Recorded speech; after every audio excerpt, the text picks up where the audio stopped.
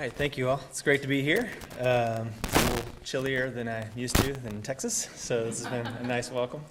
So I am the co-founder, or I'm the founding director of the Better Block Foundation, but started the work in Dallas, Texas back in 2010. So it's been really amazing to see how much the work has grown and see how communities have embraced kind of these ideas that where I was looking in my own neighborhood trying to understand how we can make better places and assuming that maybe I was alone in that idea, and then realizing that this is a pent-up demand by communities all over the world. And I think we just kind of unlocked one method to get places turned around quickly, but also to make people realize that the only way places change are whenever a community gathers together and it says, hey, there's a different way. It doesn't have to be 1,000 people, it could be 4 or 5 people, and it doesn't require millions of dollars. It could be hundreds of dollars. So, all right, so this is a slide I often will start with. This is in Paris, and I show this image as one of my early inspirations because I first saw this and thought, man, I wish this was in my neighborhood. It's there, I'd go there every single day, I'd have a cup of coffee here. I want to retire here. I love the little tiny streets and the landscaping. You can live above it, and I can walk down and go have a sandwich, a cup of coffee. I asked neighbors and friends, like, what do you think about places like this? And they said, man, we wish we had it in our neighborhood too. We'd go there every day. We want to retire here. We want our kids to work here. We put it on postcards. And I said, well, if we all collectively wish we had more places that look like this, then why do we keep building places that look like this? And that was kind of the early idea behind the work, because we build things all of the time as a community. And we can either make them places that we love and celebrate and that we'll put on postcards, or they'll be places that basically are disposable and that we don't care about and we don't want to fight for. And they kind of make us feel like commodities, right? We're just here to do a transaction and leave. So other inspiration too for me was looking at places that were working that were thousands of years old and trying to understand, like looking at kind of reverse engineering. Well, this is a classic Roman plaza. It's been around for 2,000-3,000 years, full of life, young people, old people, markets, fountains, and it's still working to this day. And then kind of going up to Amsterdam and Scandinavia and seeing these little streets with grandparents riding bicycles next to their grandkids. So I see all these places, and I realized they were built hundreds of years, if not thousands of years earlier, and they were built with a legacy. And I looked at it and thought, well, what are we building back where I live? So when I get on a plane, come back to Dallas, what's our legacy for our future generations? What are we spending all of our money and our time on? I saw a lot of these things. I got really frustrated because I thought, I don't have, I'll never be able to have a cup of coffee with my my family here. I'll never be able to ride a bicycle with my grandchild in this area. So I wanted to get involved. I wanted to take part. I wanted to make change. But other issues I faced is I wasn't an urban planner. I wasn't an architect. I was your IT guy. So I would have been setting up this laptop. I would have been setting up this projector just 10 years ago. I would have been taking viruses off your computer. So I was not inspiring anybody in my neighborhood to actually change their places. So I started trying to figure out, well, what were people that were doing cool things, making things happen, making change rapidly? And I found, beyond that, I was told that, Dallas isn't Paris. We have a car culture, so you're not going to be able to people get out of their cars.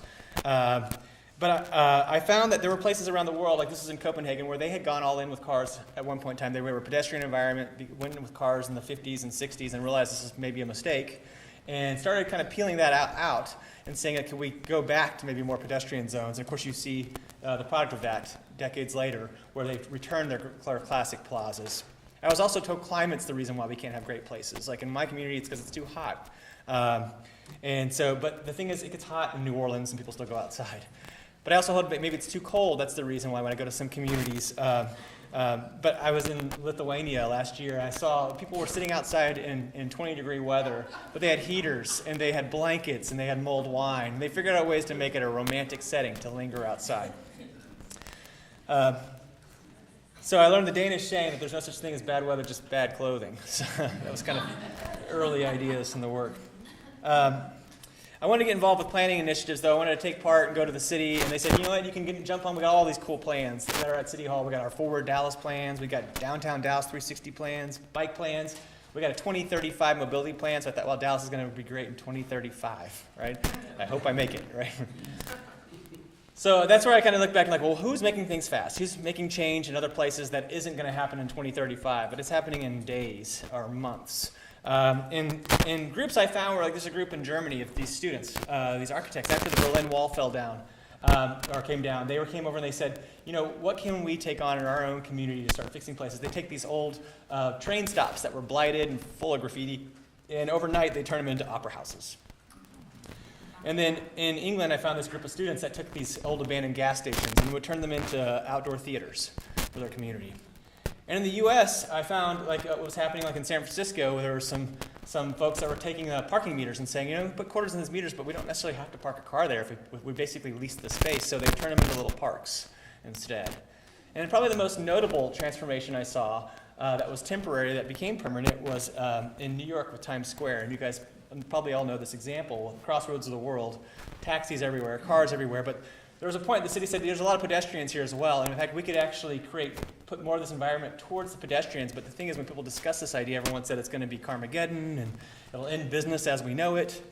And so the city said, well, let's just test this out temporarily. We'll go get out lawn chairs from discount stores, put them in the middle of the street and see what happens. And people filled up the streets, right? And business didn't fail, and it wasn't Carmageddon. Traffic still flowed. And so they realized that actually business did better in this environment. People wanted to be in this space more. So now when you go there, you'll see this permanent pedestrian plaza in Times Square. All right, so I was looking at all those. I thought, well, what can I work on in my own community that's in the same kind of vein? So the problem I faced, though, was in my neighborhood, it was considered the bad part of town. And it's a part of Dallas called Oak Cliff. Part of the reason it's the bad part of town is because we had a few bad folks from my neighborhood. Lee Harvey Oswald is from my neighborhood. Bonnie and Clyde are from my neighborhood. So we kind of have a legacy of some folks that were up to no good. So the first project I took on was an old theater in my neighborhood. In fact, it was infamous because this is where Lee Harvey Oswald was captured after the assassination of John F. Kennedy. In fact, the only reason it had this sign was because Oliver Stone made us this sign for the movie, JFK. And so I went to the group that was trying to fix this theater, and they were like, we need millions of dollars, and nobody wants to give money to our neighborhood because it's the bad side of town. And I said, I don't have $1 million, but I've got a few friends. Can I gather the neighborhood together, and we'll just paint, we'll make art in the space, and we'll create a bunch of canvases for community, and then we'll turn it into an art gallery overnight. I said, okay, good luck, go ahead and do that. And so I built some easels with some friends. Minutes before about to open the doors, we started thinking, maybe this is going to be an abject failure. It's the middle of winter, we're in the bad side of town, in a theater that's been closed for 10 years. But when we opened the doors, we had 700 people show up. We sold every piece of art we created the night before. But beyond that, people came up to me and said, I've been waiting for someone to open the doors for this theater. I thought, I was waiting for someone to open the doors too. Are we all just waiting for someone to help let us in and change these places? And I realized that was the case. So I started looking at, okay, what are other projects I can start taking on? And the next one I looked at was old maps at the library. This is from 1929. It's an old trolley car map. And I thought, okay, so we had this old trolley car network. When we pulled it out, it created all kinds of problems. So the Texas Theater was here on this bold black line here. It was letter C. I had 650 seats, but only 35 parking spaces. So the trolley car was integral to the development of our neighborhood. So I started attending community meetings. I talked to neighbors and said, well, what can we do to bring people back? And people said, I got ideas, we'll bring a Chipotle. If we get a Chipotle, everybody will move back to our neighborhood. Or Whole Foods. If we get a Whole Foods, everyone's moving in. So I thought, well, I got this idea. Why don't we bring back the trolley car? And people laughed and said, you can't bring back the trolley car. It's been gone for half a century. I knew very little about trolley cars, but I knew how to make websites because I was an IT guy. So I went home that night and made a fake website called the Oak Cliff Transit Authority that looked really official. Had boards and newses and histories, and I had European trams on the front. The next week, the Dallas Morning News did a story saying, dreaming of the day the streetcars return. That's what Jason Roberts and other members of the recently formed Oak Cliff Transit Authority are hoping. But there were no other members. It was just me. But I had a lot of people call me and say, we got a transit authority? This is great. Right? And I said, well, no, but I'm advocating for this idea of returning it. And I had interesting people from my neighborhood say, hey, I want to help. I had a guy that was a civil engineer, said, I'll donate 100 hours pro bono to a feasibility study. Then I had another guy who was like 80 years old who had enough parts in his garage to build a trolley car. So I had these interesting characters in my community that we could start advocating for this. So while this is going on, I'm thinking it's going to take us 20 years to get this done. So we'll work on other things in the meantime. What are other projects I can take on? So I said, well, why not the bicycle stuff? The thing is, though, when we talked about bicycling in Dallas, it wasn't like I saw when I went to Europe, which was like girls in dresses and guys in suits riding their old heavy bikes to work and to the grocery store. We didn't know anything about this in our community. The way we talked about bicycling and celebrated and put on our websites and magazines, the only thing we knew how to do was wear spandex, start doping, and go 300 miles. Like that was our method of bicycling, right? So we had this missing middle we were trying to figure out as a community. So I thought, okay, well, let's create another group. We'll call it Bike-Friendly Oak Cliff, which was really funny because it was the bad side of town. So I started saying bike-friendly. People are friendly biking through your neighborhood. This is interesting. So we'll advocate for this idea of bringing the bicycles, where people riding their old heavy Schwinn's to the post office, to the grocery store. I start going to City Hall and saying, hey, we've got this great idea. We'll take all the streets in our neighborhood, we'll cut them in half and put bike lanes everywhere. I found out when you're the guy that does that, you'll have a lot of people that look like this that come out and say, no! No. Right, so I realized it's going to be hard for me to get this guy on a bicycle, right? So I'm going to have to figure out another technique. So what I came up with was, why don't we just promote this idea of having fun with this? We'll go out and we'll say, everybody join us. We'll have a fun, do history tours. We didn't know what to celebrate in our neighborhood, so we just said, why don't we just follow Trail Lee Harvey Oswald? We thought, if we're lucky, we'll have 20 people show up, meet us at the grassy knoll, because that's where you go for those rides. But instead of having 20 people, we had 150 people. And what you don't see is me looking terrified at the front of this line, because first of all, I didn't own a bicycle when we started Bike-Friendly Oak Cliff. I just love the idea of having a bike culture. But also, I was like, I'm not a leader. I don't need to be leading a movement. I'm your IT guy, right? But I found, honestly, if you're passionate about something, you have everything it takes to become a leader. And people are just waiting for someone to stand up and say, hey, things aren't working. Things are broken. There's got to be other ways. Give us other options to try things out. And we realized this was a pent-up demand. And we had this little army that we could actually engage and start advocating for these better environments in our community. So while I was trying to kind of keep the culture going, the other ideas I thought was like, I'll work on my kids' school. Try to figure out, because my kids' school, nobody was riding bicycles, first of all. There was no bike racks. And when I grew up, we all rode bicycles. That's how we got around. That was freedom, right? So I decided to make punch cards for the kids and said, look, if you ride to school every day, we'll punch a card. After 5 days, we'll all go out and get root beer floats. We went from having 0 kids to having 100 kids. So apparently root beer floats are a motivator for bicycling. So it's been interesting because this project actually had, a lot of these kids had training wheels, and they were 7, 8 years old, which is interesting because when I was a kid, we had a training wheels off by 5, 6 years old. And I found a lot of them, they didn't even know how to ride, so they were buying bikes for the event. What happened, though, was that all of their younger brothers and sisters saw what their siblings were doing and got excited. They started asking for bikes for Christmas at 3 and 4 again, like we used to, and started getting the training wheels off and getting ready for these rides now. So this ride happens twice a year, where the fire department comes out, the police department. It's like the big event for the kids' school. And we went from being the worst city for cycling in the entire nation, right, with, this is from Bicycling Magazine. In fact, part of that was because we had, the bicycle coordinator for the city was vehemently opposed to bike infrastructure, which was ironic.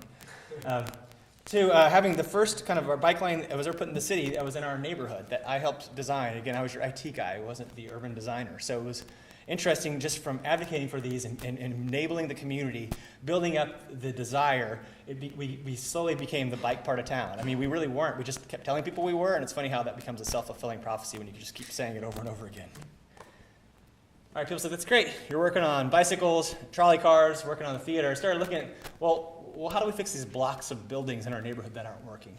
So I started trying to dissect, what did we do wrong? So this is another former trolley car stop. So in the 1960s, we turned the streets to high-speed one-way streets. We thinned the sidewalks. We changed the zoning from retail to light industrial, and that's because we didn't have parking anymore because we took the trolley car out. Then we created all these laws and rules that either made it illegal or cost prohibitive to make it come back to life. So you don't have to read this, but just know we had things like flowers on the sidewalk were going to cost us $1,000 in permitting. If we wanted to have shade awnings per window, $1,000 per awning or canopy. Street cafes were $1,000 times area times market value times 85% times 12%. I have no idea what that is. Merchandise on the sidewalk is illegal. So all that cool stuff you see in cities, fruit stands and clothing racks in front of vintage stores and book stalls in front of bookstores, illegal.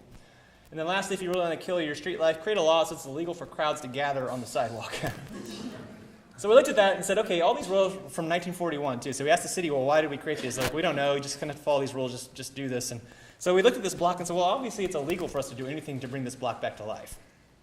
So what would happen if we took a weekend with our neighbors and friends and we broke every law we possibly could, right? So that's what we did. We painted our own bike lanes. We added our own cafe seating. We brought historic lights out. We took the old buildings and put murals on them. We took the empty buildings and put the businesses we always wanted, bookstores, coffee shops, flower shops. We took old car garages and turned them into art spaces for our kids. Then we printed off every law and rule we were breaking. We put in the window. We invited our city staff and mayor out. Said, hey, come out to our better block. And they came out and they're like, I don't know if we're supposed to be here. and we looked around and I thought, we're all going to go to jail, right? The interesting thing was, though, hundreds and thousands of people came out from the neighborhood and started enjoying the space. And the city came out and they said, this makes far more sense. We need many more places like this, not less. We don't need to be restricting these. We need to be enabling these places. So we saw a lot of changes happen right after that project. This was just temporary. A weekend, we'll test it out, give people a taste of what it could be. They came back and they said that we love it. Let's change the zoning back from light industrial to retail again. So all those buildings that were empty for years were leased within months after the project. All right, people said it's great, but you didn't was nice outside. It was spring. So I said, well, let's try this again, because everyone blames climate on why you can't have great places, right? So we took another block that was similar issues, broken up sidewalk on one side, no sidewalk on the other. It's gray, a lot of empty buildings. There's a pole with nothing on it. So we looked at this block and said, okay, what can we do to make people want to be in this space, even when it's 100 degrees out? So we came on our weekend. In the middle of the night, we brought out 42 trees. About 100 bushes to create pedestrian islands, so cars would go slower and people would have safe areas to cross the street. We put pallets from the trash and made our own decks. We painted our own crosswalks. You're not supposed to do that. We added bikes to the pole, and then we put tables under the trees, and people came out and they wouldn't leave. In fact, it was 100 degrees outside, but it was easily like 85 under the trees. So people were having lemonade, iced tea, talking with neighbors and friends. They were bringing babies out in strollers and saying, you got to come out and see this block. It looks like Vancouver. It doesn't look like Dallas. And the amazing thing is we just did this on the weekend. We pulled it all up, and this is what it looked like, after. And we pulled it all up after this and took all the trees down and everything. So a lot of people didn't realize it was temporary. They came out from, other parts of the city, and came back the next weekend with their friends in a car, driving around, saying, there's this great place around here. So there's trees, there are bushes, there are all these little businesses. There's right around here somewhere. The nice thing is, though, we'd had so many architects and consultants come out and give us drawings and renderings of our blocks that never got built. And so we suffered from what we called rendering fatigue, because we just stopped believing it, right? So this stuff's never going to happen. The nice thing is we took all the time and energy it takes to draw pictures and have charrettes and discussions, and we just built it, right? We just started swinging hammers and found trees. Those aren't Photoshop trees, they're real trees. Those are real crosswalks. Real community that came out to enjoy this space, and then can provide feedback on, yes, the things we love, the things that are just okay, and the things that we like to see improved even. We started taking these concepts and moving into other areas in our community that people were getting frustrated with. There was a group that wanted to do a dog park. And they said, we want to do a dog park. We went to the city. We asked about dog parks. They said it needs to be on 3 contiguous acres of land. We didn't know why. And we didn't have that in our inner city neighborhood. And they were frustrated, and they said, we need all these studies and all this work. It's going to take millions of dollars and years. And they came to us frustrated, and they said, what would you guys do? And I said, well, we're standing across the street from this dumping ground that people were just throwing trash in, and that weeds were overgrown. And I was like, well, why don't we just turn this space here in our neighborhood, it's an acre, we'll turn it into a dog park and test out the idea of a smaller dog park that we can manage and control in our neighborhood. And they're like, that's great. The community group will gather some money, we'll get some, have some meetings. In 3 or 4 months, we can do a little pop-up dog park. And I was like, well, why don't we just do it next weekend? So that's what we did. We just mowed the grass. We took the city of Dallas's official park signs and made our own park signs and copied them. We started studying dog parks around the world to figure out, why are these so complex? Why is it so hard? And we realized when we studied that all a dog park is a fence, and we can build a fence. And then we just started making amenities for people to actually make people want to linger in the space more. So swings for kids and kiosks to sell coffee and dog biscuits and things like that. People also ask me, what happens when you end up breaking all those laws and rules? This is my friend Scott helped me identify all the rules we're breaking. Scott's now our city council member. So I tell people there's a 1-to-1 correlation between breaking laws and becoming a public servant.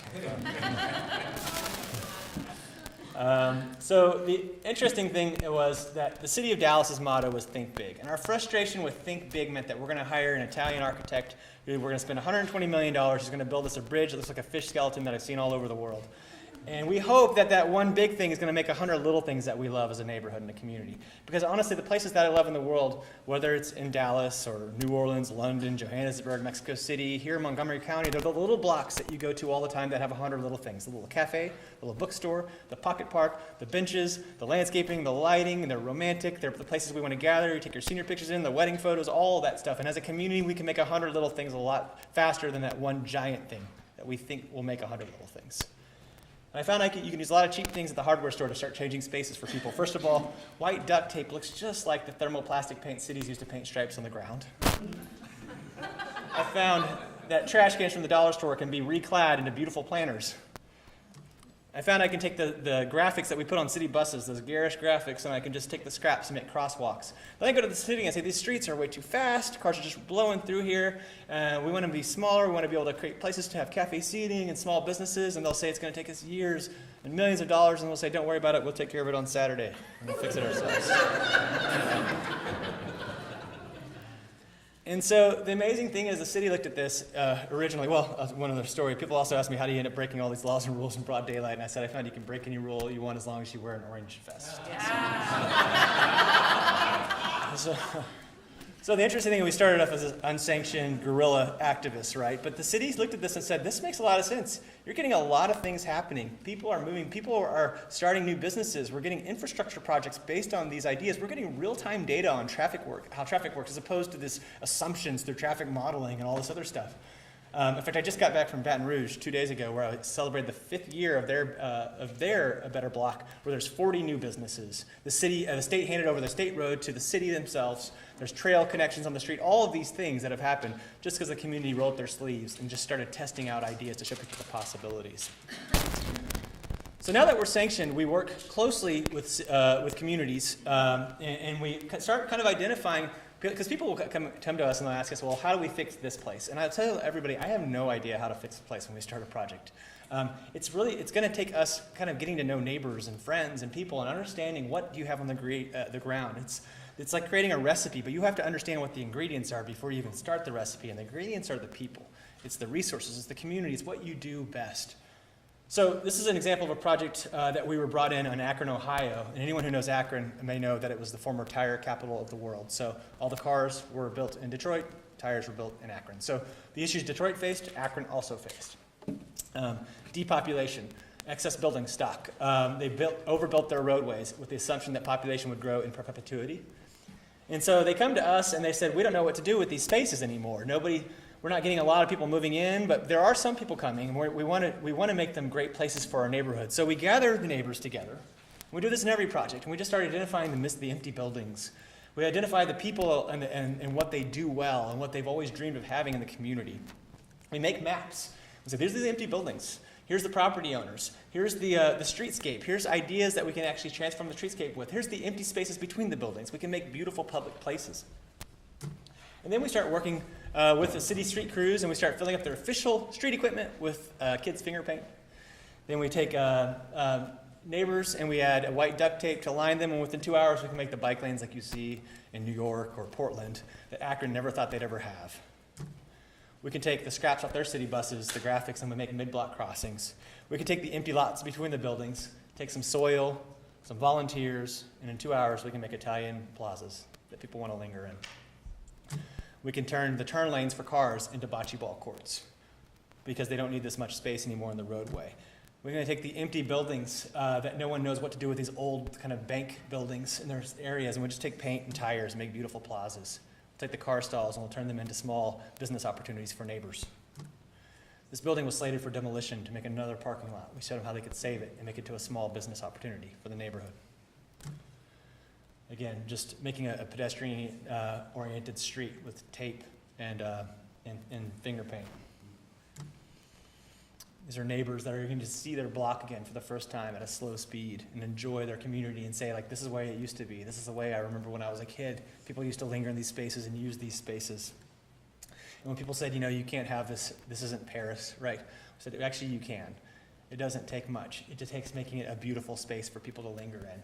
You put seating out. You allow the community to program the space. You allow them to build it and see that they have all the tools and resources necessary to transform the place to the place they've always wanted and the place they deserve. So that kind of brings us to the most recent work that we did in Randolph Hills here, working with the community. And a key part of what makes this work is it's not our team, what we do. We're just there to kind of help provide resources, identify opportunities, and use a skill set of things that we've learned, and basically to help not replicate the mistakes we've already made.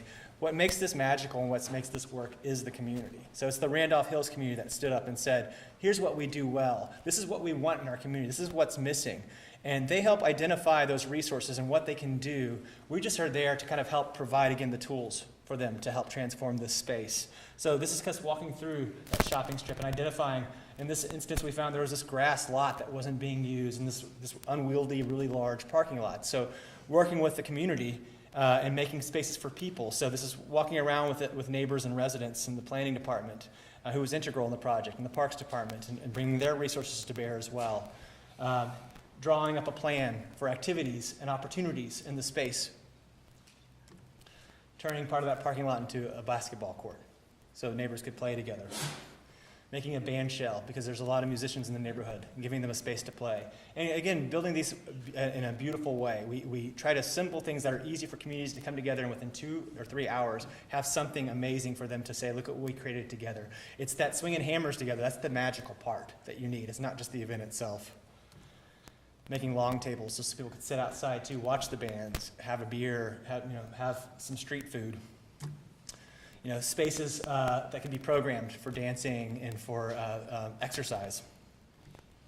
Fire pits, really simple things, right, that people can use and give them an excuse to linger and have conversations together. And to bring the kids out and give them a chance to play and connect as well. And this place, again, that was overlooked, that people didn't even think about, that this could be a space that we could all unite and join together around. And so a lot of the projects, people ask, well, what happens afterwards? Well, a lot of things can happen. The social capital is always raised. People are always talking at this point, and that's how all changes starts, right? But then we'll also see a lot of things get permanently painted. This is a project we did in a neighborhood called Kenmore a year ago, and just a few months ago they just striped it all with bike infrastructure. These were pop-up market stalls we made in front of a parking garage. They needed more small business opportunities, so we made a coffee shop, a little bookstore, and flower shop. Those all got taken out and put into a market space now that a developer saw this opportunity, said, now I've got small businesses I can put into a market stall, a market venue. And this is kind of, now, we're a nonprofit, so we post all of our online, like our recipes and all of these, so anybody who wants to make their own bike lane can make their own bike lane, or anyone who makes their own Italian plaza can do that as well. So we give the keys back over to the community. We always learn from every project, and we try to post it out there for other people to do these things as well. And coming full circle now, going back to kind of my IT roots, we set up an office. We're in a former 1920s gas station, so metaphorically it's really interesting.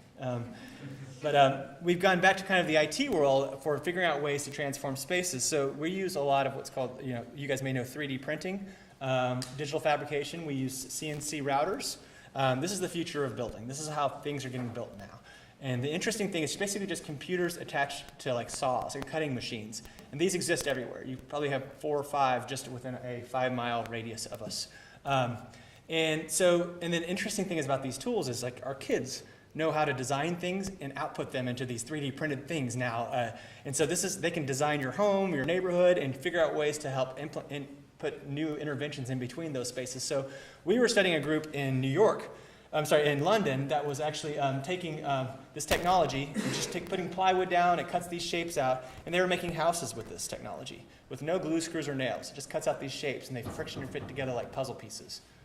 So we thought, if you can build houses with this, couldn't we build the bus stop, the band shell, the park bench? So we made a library online that's free on our website called Wikiblock. Anybody can download these files. You can go to a makerspace, which is basically just imagine a gym full of tools that you have a membership for. They've got CNC routers, laser cutters, all this cool stuff. And then you can download our files and make things like this with single sheets of plywood. And all it does is you put a sheet of plywood on, you download our file online for free, it starts cutting out the shape, you go out, have a cup of coffee, and 45 minutes later you can be putting 2 chairs and a table together with 1 sheet of plywood. So if you can do that in 45 minutes, imagine what you can do to your city block in a week. You can make bus stops we've designed. We've got bike racks.